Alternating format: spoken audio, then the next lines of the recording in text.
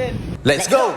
What is up sa inyo mga daddy? Ngayong araw ay magre-refiber tayo ng JVT version 3. At kung natatandaan nyo ay nabanggit ko sa isang video ko na meron ding maintenance sa mga aftermarket na pipe. At ang tinutukoy ko dito ay yung mga screen type. Ito yung mga klase ng aftermarket na tambutso na merong fiber. At ito naman ang kailangan nating i-maintain sa pipe natin. Ang fiber wool ang dahilan kung bakit maganda ang tunog ng mga aftermarket pipe nyo at mga kalkal na stock pipe. Kaya tara, samahan nyo kong i-check kung ano na ban lagay ng fiber wool ng pipe ni Sir pagkatapos ng ilang taon.